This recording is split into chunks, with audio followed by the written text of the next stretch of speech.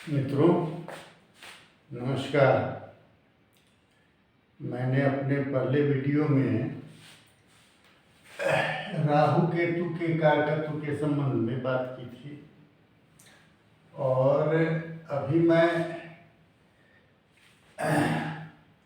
उन ग्रहों के बारे में चर्चा करना चाहता हूँ जो ग्रह अनटिनांटेड और टिनांटेड कहलाते हैं। इसके संबंध में बहुत सारी भ्रांतियां हैं। इसके बारे में मैं स्पष्टीकरण लेकर आया हूं। अब यहाँ देखें कि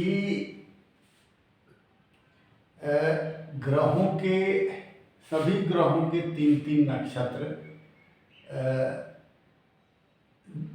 दिए गए हैं। तीन तीन नक्षत्र के स्वामी सभी 9 ग्रह हैं। 27 कुल नक्षत्र है, उसमें से सभी ग्रहों को तीन तीन नक्षत्र का स्वामित्व प्रदान किया गया है। तो अब एक उदाहरण कुंडली यहाँ मैं लेकर आया हूँ जो दिनांक 5/11/2023 का है और समय है 10:16 AM सुबह का। स्थान अक्षांश 23 डिग्री 23 मिनट 19 सेकेंड, देशांतर 85 डिग्री 17 मिनट 59 सेकेंड है। उसी समय की ये कुंडली है, ये लग्न कुंडली है और ये भाव कुंडली है। इसमें 2 ग्रह चंद्रमा और केतु के नक्षत्र में कोई ग्रह नहीं है। तो ऐसे ग्रह को हम किराएदार विहीन ग्रह अर्थात अनटिनांटेड प्लैनेट्स कहेंगे। जिस ग्रह के नक्षत्र में कोई ग्रह नहीं हो, उस ग्रह के साथ कोई ग्रह नहीं हो, तो ऐसे ग्रह को हम अनटिनांटेड या जिनका कोई किराएदार नहीं है, जिनके घर में रहने वाला कोई नहीं है, खुद भी हैं तब भी वो अनटिनांटेड नहीं रहेंगे। कोई नहीं होना चाहिए, उनके तीनों नक्षत्र में से किसी भी नक्षत्र में कोई ग्रह नहीं होना चाहिए। ऐसे ग्रह को हम अनटिनांटेड या किराएदार विहीन ग्रह कहेंगे। और जिन जिन ग्रहों के नक्षत्र में कोई न कोई ग्रह हो, तो ऐसे ग्रहों को हम टिनांटेड ग्रह कहेंगे या किराएदार युक्त ग्रह कहेंगे। उनके घर में कोई किराएदार है, उनके नक्षत्र में कोई ग्रह है, तो ऐसे ग्रह को हम टिनांटेड ग्रह कहेंगे। टिनांटेड प्लैनेट्स मतलब किराएदार युक्त ग्रह। और एक तीसरा प्रकार है, वो है स्वनक्षत्रीय ग्रह, सेल्फ स्टार्ड प्लैनेट्स। मतलब यह कि जिसके नक्षत्र में कोई ग्रह यदि अपने ही नक्षत्र में हो तो वो स्वनक्षत्रीय ग्रह कहलाएगा। वह भी टिनांटेड ग्रह की श्रेणी में, किराएदार ग्रह की श्रेणी में ही, किराएदार युक्त ग्रह की श्रेणी में ही आएगा। उसे अनटिनांटेड नहीं कहेंगे, जबकि ऐसा कहा जाता है। बहुत सारे ज्योतिषियों द्वारा ऐसा कहा जाता है, जबकि ऐसा है नहीं। तो ये 3 बातें जो बताना था वो मैंने आपको बता दिया। और राहु केतु के कारकत्व के संबंध में भी मैं स्पष्टीकरण देना चाहता हूँ। यहाँ देखिए कि शुक्र केतु के साथ है, राहु अकेले हैं, इनके साथ कोई ग्रह नहीं है और किसी भी ग्रह की राहु पर दृष्टि नहीं है। सीधी दृष्टि नहीं मानी जाती है। शुक्र के साथ हो गए तो शुक्र के ही वो जो है सो रिप्रेजेंटेटिव बनेंगे। तो ऐसी परिस्थिति में ये 3 शर्त है।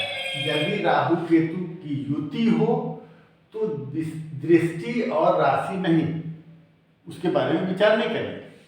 और जब युति नहीं हो तब विशेष दृष्टि 3 ग्रह के पास है।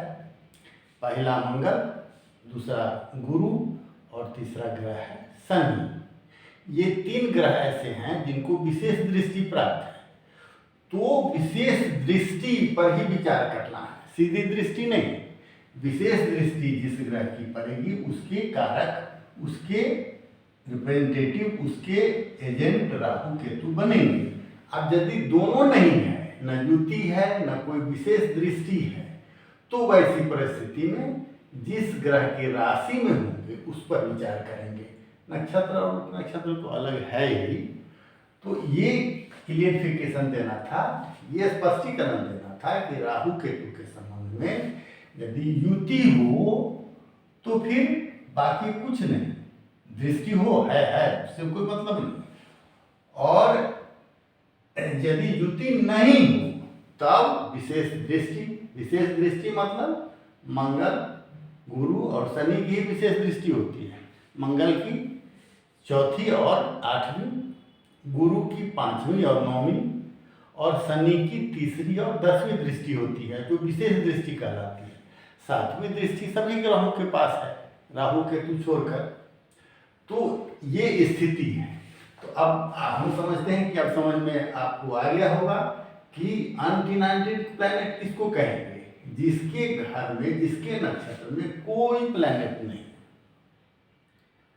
तो ऐसे ग्रह को हम किराएदार विहीन ग्रह, अनडिनाइटेड प्लैनेट्स कहेंगे। ये ग्रह ज्यादा शक्तिशाली होते हैं, अपनी दशा अंतर्दशा में ज्यादा फोर्सफुली, पूरी ताकत से, जोरदार तरीके से फल देते हैं।